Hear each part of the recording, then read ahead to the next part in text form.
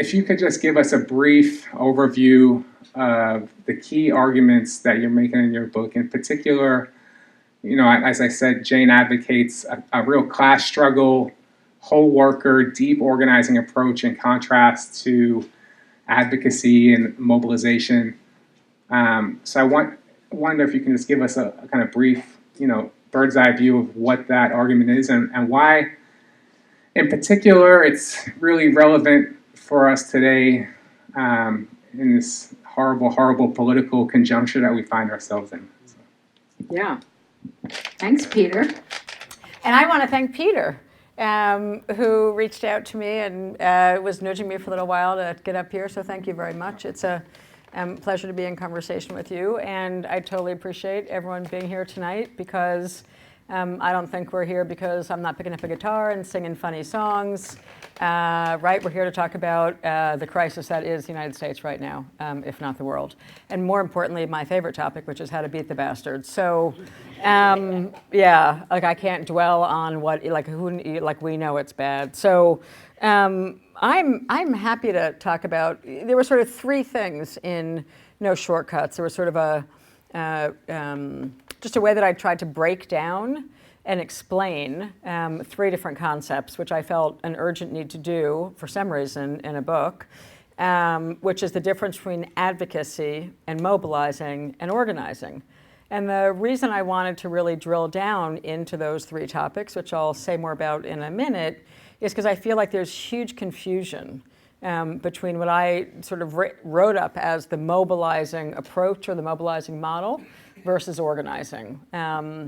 And the sort of conflation of the two of them in the last, at least 20 years, but if not really more like 40 years, I think is part of why we've been getting our asses kicked so badly and part of what resulted in the 2016 election. So in a dire, urgent effort to not have us keep losing, I wanted to spend a little ink thinking about what the difference was and identifying it. And it came for sure from, in 1996, I go to work for what we thought of back then as I should say two things. One is if I talk for too long or talk too fast, just be like, slow down, McAlevey, just interrupt. But I come from a union family. Let me start there. So I come out of a trade union household.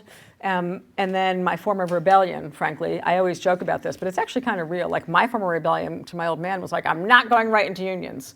I'm becoming a community organizer. And he was like, that's stupid. I was like, no, it's not. Anyway, so that was like my form of rebellion in the house I was in. So I think because I was doing community-based organizing for a number of years, that influenced, for sure, the methods that I sort of honed in on when I came into the trade union sector, came back to sort of the trade union sector proper. And I came in late 1996, which was just after we, meaning the progressive we in the trade union movement, thought we had scored a major victory at the national AFL-CIO, the Labor Confederation, by winning a more progressive, forward-thinking slate of candidates to the Labor Federation nationally. And from the minute I got there, and then in particular a few years later when I got recruited into SEIU at the national level to become National Deputy Director of Healthcare, way back, for a period of time, I was working for two major institutions, AFL-CIO and SEIU nationally, that said, it's all about organizing. It's all about organizing. What we're doing is organizing. It's all about organizing. And the truth was, as time went on, the longer I was there, the more I thought we're actually not organizing. We're mobilizing. And that's really different than organizing. And mobilizing is symbolism. And I say in the book, in the first chapter, there's advocacy, and we sort of understand Greenpeace, Ralph Nader, groups like that. Nothing wrong with them. We need them. It's fine. What's the hot one getting all the money now? The ACLU, challenging kids being locked up in camps in the middle of Texas. We need them in the moment that we need them. But they're not transformational organizations, right? So we need to understand what they are and what they do. They take money, they hire lawyers and professional staff, and they represent people's interests, sometimes urgently in the case of trying to shut some of those camps down on the border. But they're advocacy organizations, and they have real limits to them.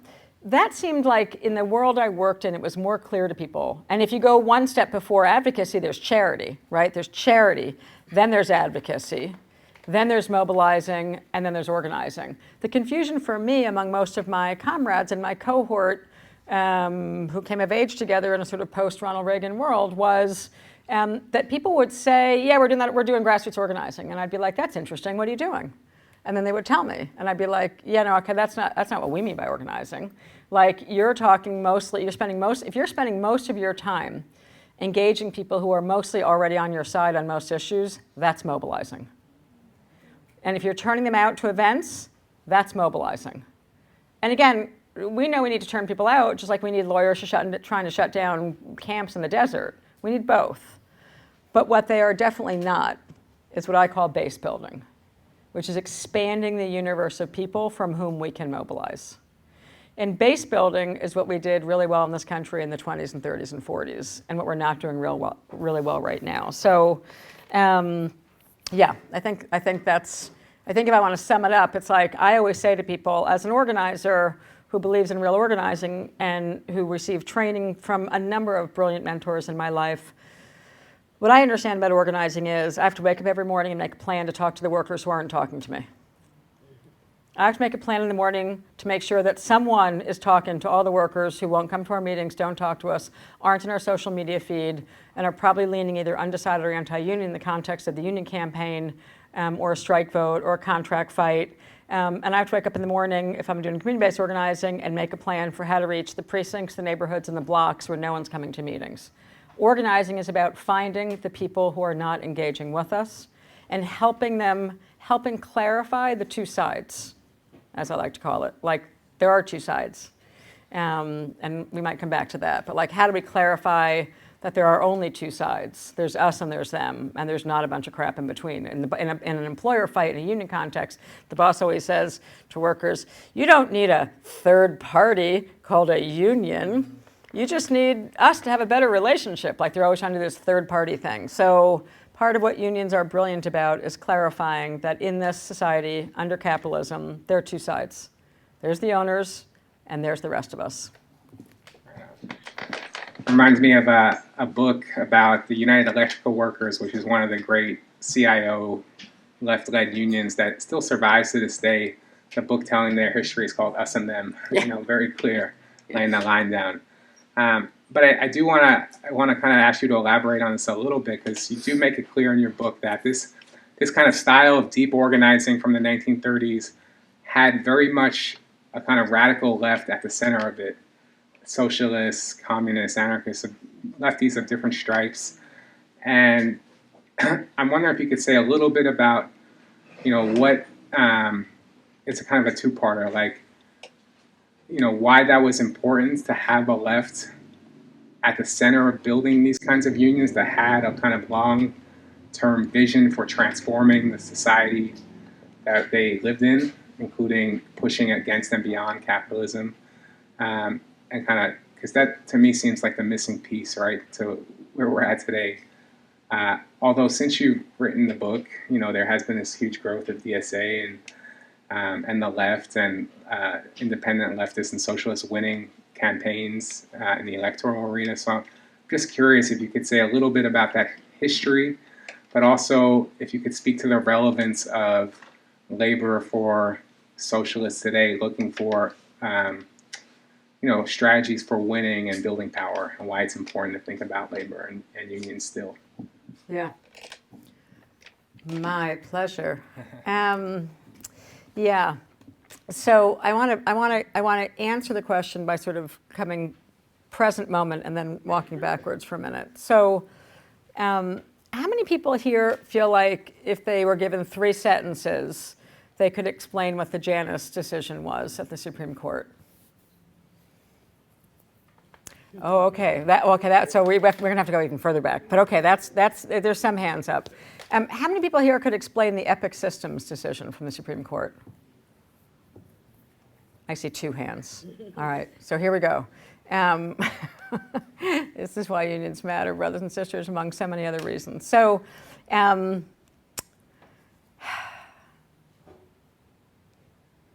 What unites the Epic Systems decision, which I want to talk more about, that came down in May, just before the Janus ruling that people paid more attention to, at least in the labor kind of crowd. The Janus ruling was the ruling that was considered the big anti-union ruling. And it may be because it was about fees, which in some ways are about the bureaucracy, like fees, money, and dues. That's what Janus was in part about. And whether or not the Democratic Party would have a lot of money.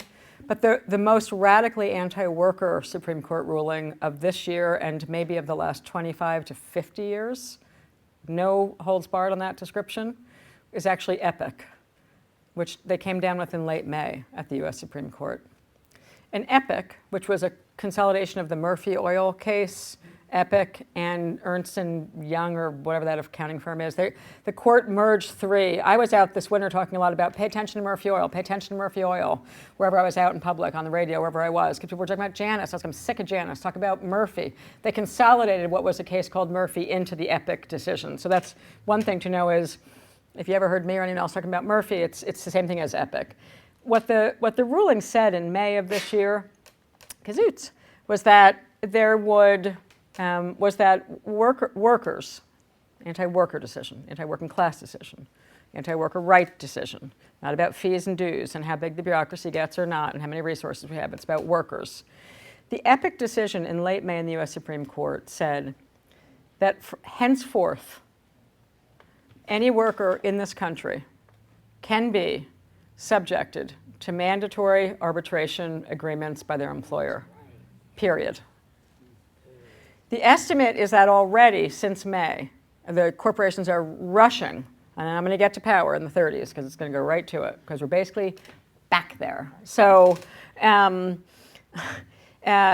corporations are rushing to force workers to fill the mantle over the United States right now. If they weren't already under what's called the mandatory arbitration clause agreement, when they signed up for work, whether they're an Amazon worker, a Google worker, the local grocery store, fill in the blank, healthcare provider. EPIC was actually it's a healthcare company, EPIC Systems, which is who it's named after. So, and what EPIC and Ernst & Young and Murphy Oil in various and sundry ways did was essentially sent out, you get a new job, you're signing all your pieces of paper, right? Anyone remember the orientation day at any recent job? Like you get like 5,000 pieces of paper.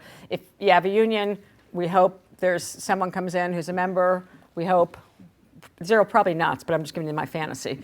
My fantasy is if there's a union where you work, there's someone from the union has bargained the right to be in there, and there's a member comes in and says, by the way, one of those pieces of paper is different than all the others. And it's called your potential membership in the trade union. And it's very different than all the other crap that the boss just handed you to fill in on day one. Okay, come back to that if we want to. But meanwhile, mostly 95% of workers in this country don't have a union. So they get handed a stack of papers, the health thing and the thing, and my emergency contact slip if I have a heart attack on the job, and my address and whatever. And buried in that piece of paper from your employer is that something you just sign in a stack that says, I agree to arbitrate any dispute with my employer. Okay, they were already popular in the non-union economy that we live in, and now they're super popular because the Supreme Court just codified that every single worker in this country, as a condition of employment, you cannot make a union as a condition of your employment, but you can make a binding mandatory arbitration agreement a condition of employment in the United States of America. That's since May. It got like one headline in this country, and I shit you not, in terms of the nanosecond fruit fly idiocy of the media. It got no attention. And it's by far the more important Supreme Court decision from last spring. And I'm going to argue for the last several decades. I mean, there's the voting, but in terms of workers, right? Like there's a lot of deathly decisions. But in terms of worker rights in this country. So what does it mean? I wrote the book title, No Shortcuts Organizing for Power in the New Gilded Age, before everyone else began to talk about the New Gilded Age. And now they're talking about it even more because it's really clear since November 2016, we're in the New Gilded Age, which means corporations have unfettered power in this country. And the working class is getting reduced to rubble. So, between EPIC Systems, that decision in May, and then Janus, and then the Cava beatdown. I can't even say his whole name. It's like the idiot with orange hair. I refuse to even give them the dignity of their name. So between the decision of the last 2 weeks, which is going to solidify rulings like EPIC Systems, and what happened in November of 2016, and the Supreme Court appointment in between, before the one that we just got imposed on us, let alone the IPCC report about climate and that everything's burning. We'll come back to that too. But what they've reduced us to is one thing: strikes and disruption and power against the capitalist economy. The voting system has largely been taken. The Voting Rights Act has been shredded. Gerrymandering has been codified. There were 2 decisions that codified gerrymandering in the same Supreme Court cycle last year. Like, the decisions that didn't get attention in the liberal media are the decisions that actually matter more than the decisions that got attention. So the structural constraints on voting power, the growth of the prison industrial complex, the expansion of gerrymandering, Citizens United and McCutcheon, the 2 big, after Berkeley versus Vallejo, which was in the 70s, that set the framework for the rest of them. Like, the series of decisions that are whacking at the Voting Rights Act and that are emboldening, and then the big one, Citizens, right, that said corporations are people in terms of donations to the political system. If you add up the attack on the Voting Rights Act, corporations are people for purposes of donations, oh, no one needs to say who they donated to anymore, and the Epic Systems decision in May. And the Supreme Court, that's completely going to be a 6-3 court, functionally. It's almost like a gift to the book I'm writing right now, which is a bad gift. You know what I mean? It's like a gift, but whatever. The word is wrong, but it's like when you say dream and you mean nightmare. It's like, it's almost going to facilitate the 3rd book that I'm working on right now, because I'm trying to argue again that advocacy and mobilizing are useless. And they just became actually useless. There is no, like, the entire generation that came out of the late 1960s, and I'll get to the 30s, but came out of the 1960s. Now I'm testing the opening chapter of my new book that I'm writing. But the entire generation, many in here and not all, that came out of the 60s into the 70s, came out on the heels of the Warren Court and had faith in the Supreme Court and the legal system, and believed that if we hired lawyers and we litigated and we made lawsuits happen, we'd get to a fair and impartial court. Done. Gone. There is nothing left to save ourselves but to save ourselves. And that is what brings us to the 1930s. And that is the link to the kind of organizing that, thank goodness, I had the right mentors to teach me as a young organizer, which is face-to-face. Care about social media. It's face-to-face. It's about really engaging human beings. It's about having a deep, undying faith and belief that actually ordinary people have high capacity to make profound change. That's what real organizing is about. And we are heading into a period, it may not yet be apparent. First of all, many people, and a lot of women, the people in general, and a lot of women I know, are still like in fetal position at the moment from the events of the last 2 weeks. And going fetal is like a term of art in the labor movement. Like, if you lose an election or you think you're losing an election, there's these crash moments in a hard union campaign where, like, I think in Raising Expectations, I used the word like watching young organizers going into fetal position in the corner of the room. And you have to go crank their body back open and get them up and go, out, go. Like, literally people start to freak out because it seems so overwhelming out there. So I feel like there's a whole, millions of people just sort of went into that position on Friday, Saturday, and Sunday as they watched this criminal get appointed to the court. So we have to get ourselves out of fetal position, which means getting ourselves standing up again, straight up, back up, clear, clear, clear, long-term, long-term. We have disruption going forward as our primary vehicle of challenging the power structure in this country. It's what's available to us given the attack on the Voting Rights Act and the loss of the courts. Mitch McConnell said they've appointed, he was more proud on Fox News on Sunday. I watched Fox News on Sunday to see what McConnell was saying, see the boss message. And he said, I think it's been the best 2 years ever in Congress because we got 26 federal appellate judges appointed and 2 Supreme Court judges, and we just made structural change for a lifetime. And I was like, and then he said, and we have a bunch more federal judges to appoint between now and Election Day. Like, they're not even stopping. They're like back in the war room, the to-do list is up, the flip charts are out. Those motherfuckers aren't even wasting a minute. There's like, what's his name, Gorsuch? Kavanaugh, check. Gorsuch, check. They're right back in the war room. They've got a list of more federal appellate court justices. They're worried about the House, the Senate. I don't know why they are, but whatever. They're worried about it, so they're like running out to appoint a bunch more judges in the next 3 weeks. They don't get disgruntled. They don't lose sleep the way we do. So we are in the 1930s. Epic systems ruling takes us basically back to like 29, 30, 31, 32, pre-Wagner Act. And the one beautiful thing I have to say, two things, I'm going to stop on this round. One is,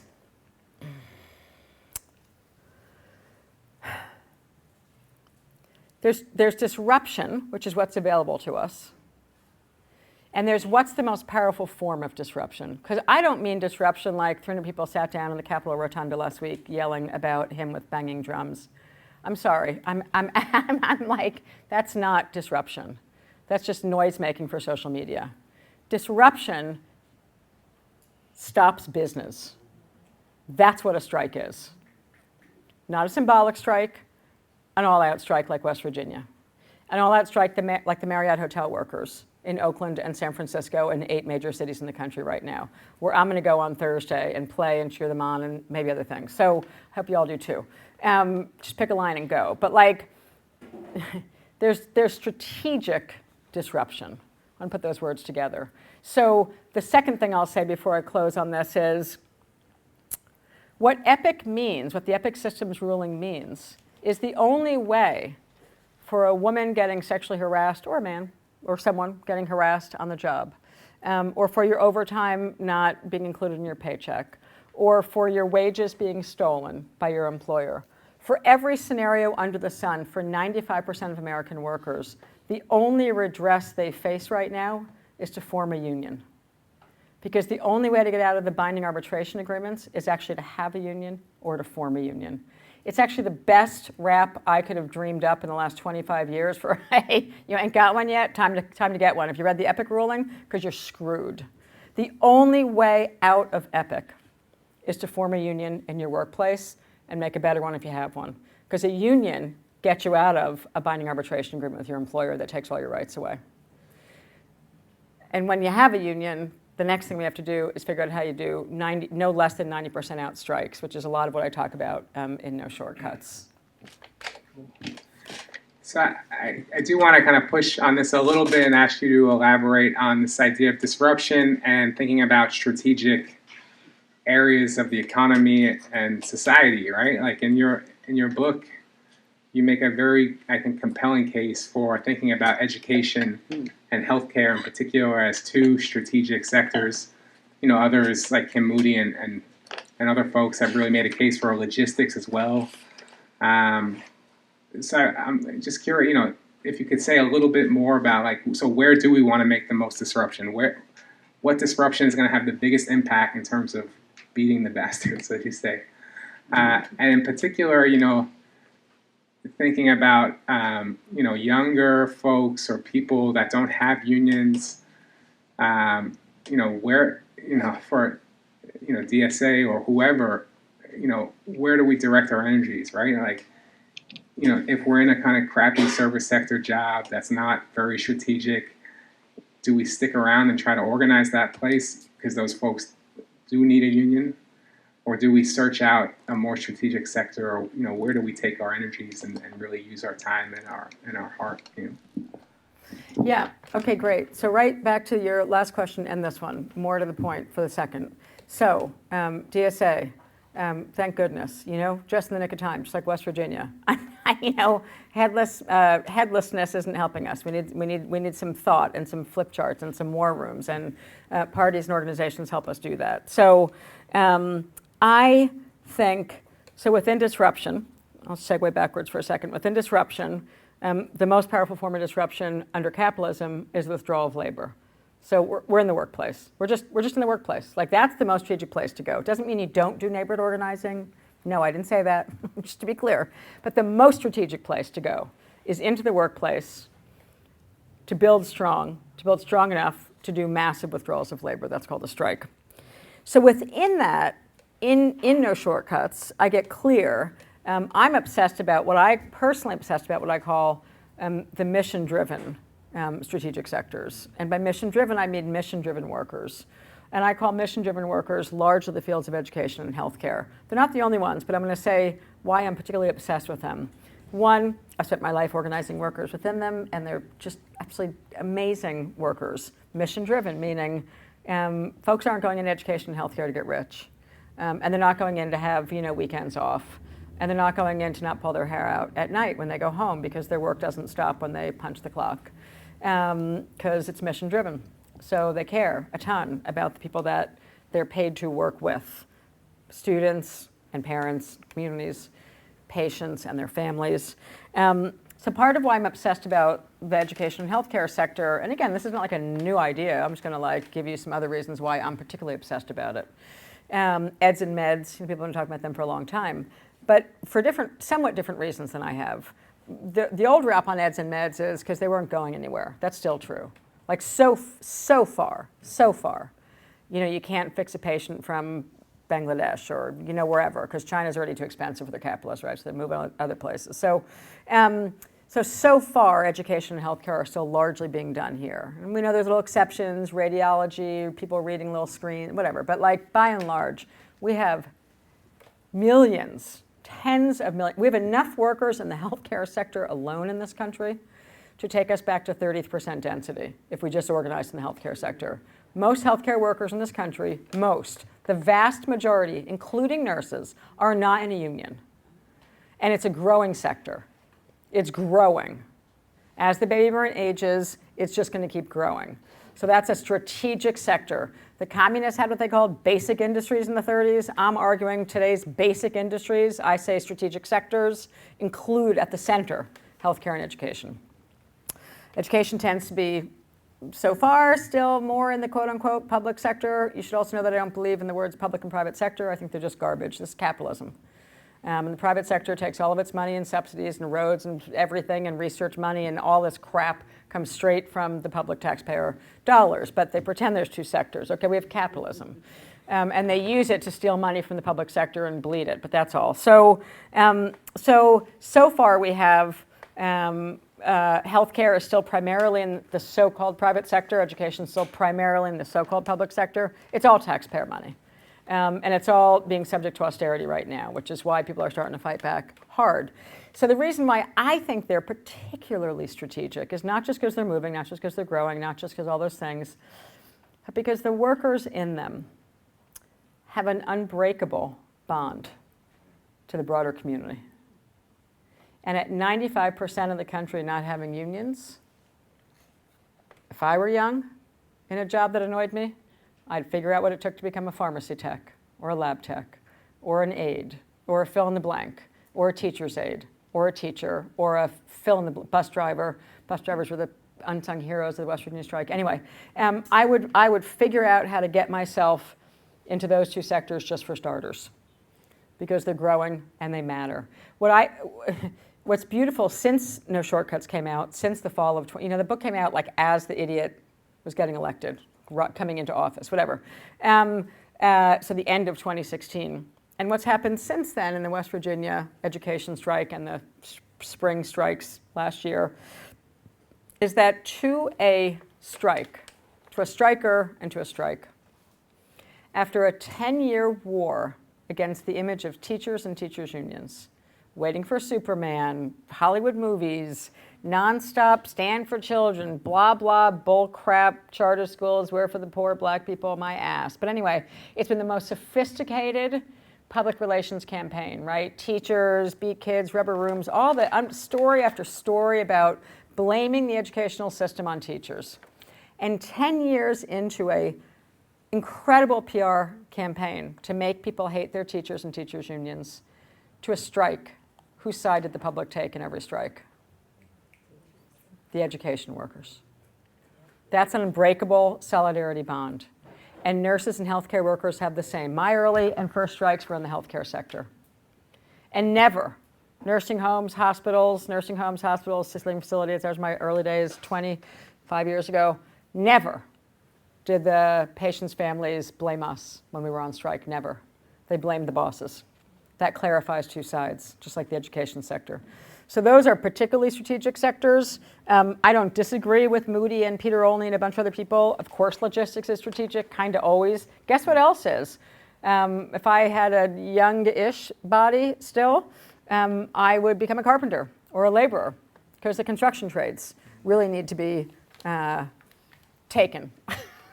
Cadre, infiltrated, whatever, go, work in the trades. Like, we're not building buildings from China either, you know what I mean? So the construction trades often get left out of progressive dialogues. Like, we get into, we go right to logistics. And I want to argue, I do sometimes, which you can see in the very last chapter of No Shortcuts in my conclusion, I take a little stab at the, I think, gender bias of the historic, like, it's the logistics sector. Okay, fine, of course it's logistics, duh. Mission driven, I'm way more interested in. I mean, I will say that when it comes to UPS, which is a key part of logistics, knock on everything that the rank and file workers beat back the Hoffa leadership right now. You know, they voted the contract down, and Hoffa announced he's going to sign the contract anyway, if you caught today's news. So hopefully the rank and file actually beat him back in a way that needs to happen. But I would say UPS is a rare exception, and UPS knows it. Like, I know my driver, his name is Jeff, like, because he's been there for 20 years. Like, you know your UPS driver. That's why they won their strike too, back in 97, the first time they fought two-tier, right? So when you're in deep relationship with your community, those, to me, that's the extra added layer of strategic I'm adding on to strategic sectors, is who is it who has unbreakable, organic, natural relationships to the broader community? Because right now the broader community is sitting outside the labor movement. But I would also go into Amazon. But I wouldn't just like go into Amazon. I'd like make a DSA chapter. I'd make a plan. Like, people need to be strategic and smart. Winning a union drive is really hard. I've written 2 books about it so far. I've done a bunch of videos. I'm just going to keep talking about it. Like, it takes some skill. There's a session this Saturday. That's great. We need to go into them with a plan. And that's what we're missing from the 30s, right? We had people who were actually training us in the 1930s what to do when we went into the workplace, into the basic industries. Everyone who's starting out and doesn't yet have a career that they feel like is a meaningful career, or anyone who's in one and doesn't like it, should be going into the strategic sectors and doing it as part of a plan, not accidentally, not alone. So if you're going to go into Amazon, don't just go take whatever paid job, like go to the same warehouse with 10 other people quietly over the course of a month. Or, you know what I mean, like, pick a strategic location inside of a strategic sector, and understand that you're not going to form a union or have a revolution in the first 6 months. It's going to take some work. You actually have to, like, do some real work internally to actually get there. So, and then if you're already in one, if you're retired or whatever, you know, we need to be wildly supporting everyone in those strategic sectors right now. Like, I'm just, you know, constantly saying to people, like, we need to go support the hotel workers now, everywhere, now. Not passively, not saying to our friends, hey, it's cool, they're on strike. Get in the whatever on a train and go down, you know, to wherever the nearest one is and get on the line and support them and ask them if they need you to go inside and do a little disruption in the lobby. You know, I'm going to get all dressed up and go somewhere. I'm not going to say where yet. You know what I mean? Like, maybe you need to be all dressed up and like you're going in for a cocktail and just wreck the place. So whatever. Like, they need active support, you know, they don't just need, but that's, again, that's strategic disruption. That's like under someone saying, where should we go, when, what day, what time? Like, not, I'm in the mood to go mess up some manager, you know what I mean? So strategic is such a key word in all of this. So disruption is the only thing available to us, really. It doesn't mean we shouldn't vote, we should, but disruption is going to be increasingly the only thing available in the era that we've just hit. And within disruption, it has to be strategic, and the most strategic is the withdrawal of labor. So it's just a set of priorities. It's not, we shouldn't do X, Y, and Z in the community. We should. It's not, we shouldn't challenge the prison system on the border. We should, you know, all of it. But, like, they're strategic priorities. Our opposition has them. They've had them for 45 years very strongly. And we need to be way better in the progressive movement on the left about having a sense of strategic priorities. Thank you. You can ask, we have time for one more question and open it up. I was hoping that you could, I think you do a really, really phenomenal job in your book about trying to expand this theory of class struggle unionism into thinking about how do we organize, like, how do we do it right in the workplace and in our unions, but how do we kind of take an approach to workers as they're not just workers. People leave the job, they go home, they go to social clubs, they go to churches, they go to bars, right? Like, how do we, and I don't know if you, thought about, I'm sure you have, I know you have in the past 3 years since writing this book, if anybody's doing it right in terms of, applying that theory of power, deep organizing, whole worker organizing into the community sector, identifying organic leaders, doing real charting and power mapping, and developing, deeper base building organizations that, can work with unions and do something, strategic and powerful. Any examples or thoughts on that?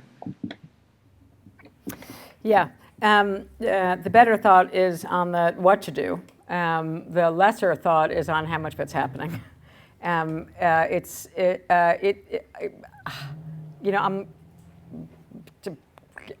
That is what happens to me when I try and explain the lack of whole worker organizing happening in the country right now.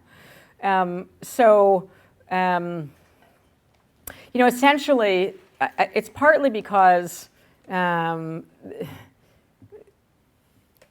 here's what we have.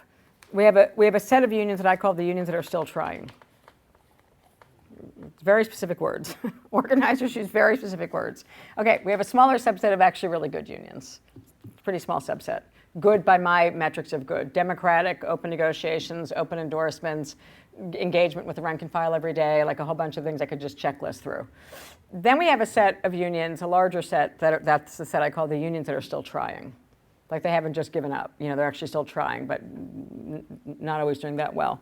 And then there's just the dead, whatever, the people who are just paying themselves until the union dies, whatever, there's that set. The thing that frustrates me the most as an organizer and negotiator and strategist is that it's often the unions who I call the good unions I love the most, who irritate the hell out of me more than anyone else, because they aren't actually doing what I call whole worker organizing. They're doing damn good organizing. And that the limits of it hit it's like, I wish I had I can't do it that fast though, but like in No Shortcuts, it's like the last 10 or 15 pages, the last section of chapter 2, that's where I know I put this. And I'll just say it here, because I'm talking about my old damn union 1199 in that chapter, which I don't say in the book, because, a cloud might open and, things would come down on me or something, because I love my old union so much. But like, even since I left, like they've receded on what we were doing, which was the systematic charting of the members' social networks and social ties. It's systematic. What I do, there's no reason here people would know this unless you just saw a video that I posted recently, but in 2016, I was actually deep back in the work. I was helping run what became the largest organizing campaign in the United States in 2016, which just got drowned out by, the idiot right in that election, that whole thing, Clinton, whatever, him, the other one, all that. So no one really knows about the biggest organizing campaign in the country, which was 7 hospitals from the bottom up in Philadelphia. And it was a hella great campaign. The first written piece I have is coming out soon. There'll be more to follow. It'll be infused in the next 2 books. I did a little video about it, which Jacobin launched on Labor Day. But in that campaign, we really did it again. And I was like, wow, I ducked into the academy for 5 years, 5. And then like the first thing I did was run screaming mad back straight to workers. I was like, whoa, workers. So, and was in Philly with an independent nurses union, nurses and healthcare professionals. So not the service workers, but techs and RNs and companies. So, and I was brought in to help win the hardest of the campaigns and then negotiate some of the contracts and build the citywide committee. So we were doing it, and even there, it was amazing. Like, I just have to tell one story about this.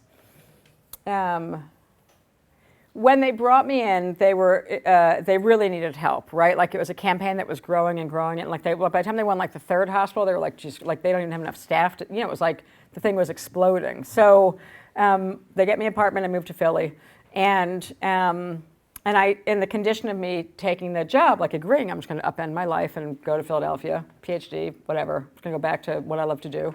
And the condition I made with the leadership of the union when they brought me in was There'll be a moment in the campaign when you tell me I can't do X, and the answer is going to be yes, I can.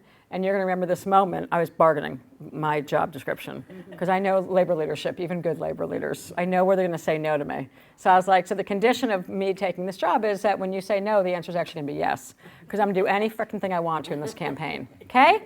Okay, will you move here? Okay, that's our arrangement. So sure enough, fast forward, we win, bunch of boss fights, legal fights, charges, blah, blah, blah, all of it, everything, all the crap that happens. So, and then we're like, finally at the table at 6 of the hospitals. So we're in negotiations in 6 hospitals. And I say, we don't have enough power to win. Like we're getting strike ready. Our theory back then, I can say it now because now it's passed. But our initial, or one of our theories was striking Thanksgiving, which healthcare workers love to do, by the way. It's like, great, day off, bye, and you make the bosses work. Bosses hate having to work on Thanksgiving or major holidays because they have to come in because the scabs are really expensive. Okay, anyway, I digress. So, but on healthcare strategy, there are some very good times to hold a strike. So we were going to launch a 2-day on Thanksgiving. 1 day on the picket line, day before, 2nd day home with your family and let the bosses work. Okay. So as we were getting ready, I still began to think to myself, it was late August, and I thought, we actually can't do it. We don't have enough worker power. There's some multinationals who own some of the hospitals, a couple were local targets, but it was all over the map power structure-wise. And we, of course, had done a power structure analysis, which is my favorite thing to do, right? To really analyze how much power did we need to have to win the kind of contracts that the workers wanted to win after winning ruthless NLRB elections. So I said, we need to do comprehensive charting now. We need to build bottom-up power in Philadelphia now. And everyone said, oh, there's this labor community thing that AFSCME and SEIU, and they're everywhere. I don't mean to make fun of any of them, but they kind of frustrate me. And I was like, oh, okay, there's that labor community coalition. Everyone's like, just go talk to them. And I'm like, no. Remember, this is that moment in the campaign. I'm not going to go talk to the Labor Community Coalition in town. Because we've already done a power structure analysis. And what the power structure analysis tells us is who the 25 most powerful Baptist black churches are in the city who scare the shit out of every CEO and the mayor and the city council. And most of them aren't in that Labor Community Coalition. And I want access to the powerful black churches in a black city. It's 2 of them still, big ones, Philly and Chicago. We need the biggest, most powerful black church leaders in the city now, standing with the workers to scare the mayor and the city council to move the CEOs now. And they're not going to come from the cute labor community coalition that exists in town. Don't have the power. They don't have the same power. And so we did it. So we began to do comprehensive charting. We flew some Canadians in. There were 6 people from British Columbia who wanted to learn how to do it. I'd been training some British Columbians. And I was like, you want to learn how to do this crap? Don't sit with me for 2 days in a workshop. Get your ass down here. So they flew in, Canadians were flying in, we ran a blitz. And the Canadians were like, how are people we've never met in Philadelphia going to tell us where they go to church and where their kids go to school and what little league their kids are in? And we're Canadians. I'm like, shut up. It's about the conversation and they trust us already. This is the key. You have to already have trust to move into that conversation. You can't skip steps to it. That's why there's no shortcuts. There's steps. First, you have to build power in the workplace and have trusting relationships. Then you move to what's called comprehensive charting, the word I gave it, whatever. Mapping the social networks of the workers outside of work. So I said to the Canadians who were in total disbelief in general that this worked, Canada to Canada, let alone that they could do it in Philadelphia, a bunch of white ladies, I love them, from the Vancouver unions. So, and a bunch of others, and all of us, and a bunch of workers and all that stuff, right? But so we blitzed. Blitz model, good approach to it. So we ran a huge blitz in Philadelphia, and in 10 days had workers in every single one of the most powerful institutions in Philadelphia. And within 10 days after that, had meetings with some of the most powerful institutional players in the power structure of Philadelphia. And soon thereafter had letters being written to the CEOs and to the mayor, phone calls going to the city council, the most powerful ministers showing up on informational picketing lines in early November, and people not understanding how a union that had never had a sort of community, wasn't part of the labor community coalition, wasn't tied into all this stuff, how we did that. We did that because we trusted that the rank and file had high capacity and had social networks that mattered. And if we walked them through the strategy, could actually access them, tap them, and bring them to bear. You couldn't do anything we did without deep rank and file relationships, anything. So there's a lack of it happening. I routinely say, and what I say at the 5th section of Chapter 2 of No Shortcuts, is that the unions I love the most, the unions that are doing the best job of real organizing, real internal organizing, ongoing internal organizing, good job, open negotiations, worker power, march on the boss, don't just file a grievance, all the basics of really good trade unionism in the workplace are often the same unions that punch the clock and then go do mobilizing in the community and go top down, not bottom up. And we got to get to bottom up inside, bottom up outside to retake the country. And we got to retake the country soon because the IPCC, last I looked, just said we're running out of time.